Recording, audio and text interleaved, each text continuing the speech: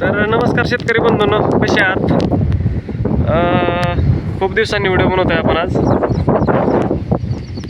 तुम्ही पाहू शकता आपण जे कॅना आहे, कॅनाच्या रानात पाळी घालतोय. तिकडे पाहू शकता तुम्ही. तर या अवजाराला सुद्धा सेटिंग कशी लावायची ते आपण पाहून घेऊ आज. आवाज क्लिअर येणार नाही मला माहिती आहे, कारण खूप वारा सुटलेला आहे. तुम्ही थोडंसं ॲडजस्ट करून घ्या.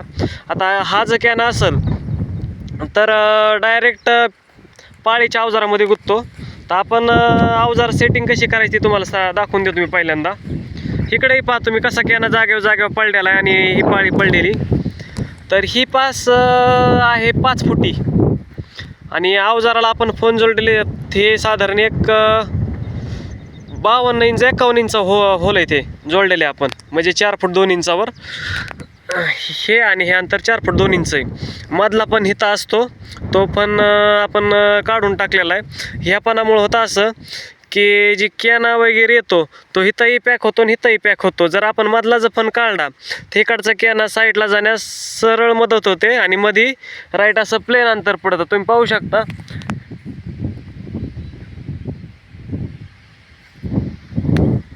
कॅन्यासाठी हा एकदम बेस्ट उपाय आहे.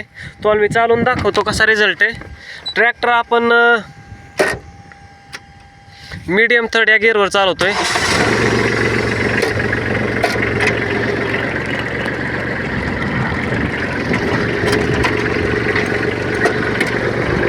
पाहू शकता तुम्ही मीडियम.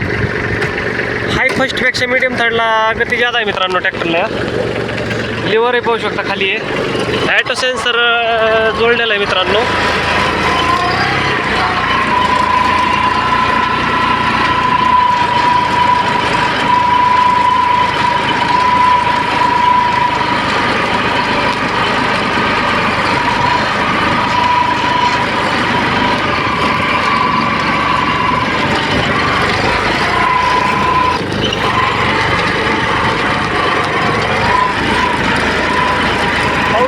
प्रकारे इकडे गवत पडलेलं आहे.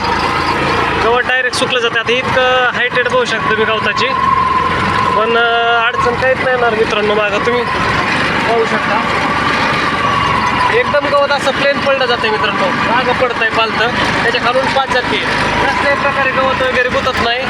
तर असे जर तुम्ही मधला फोन वगैरे काढून घेतला तर तुम्हाला कसल्याही प्रकारचा प्रॉब्लेम वगैरे येणार नाही मित्रांनो. आणि पुढे हो काही असा कॅना आहे, हा कॅना गुतणार नाही. हा सहजासहजी पाळीमध्ये कॅना गुततो. तुम्ही पाहून घ्या एकदा.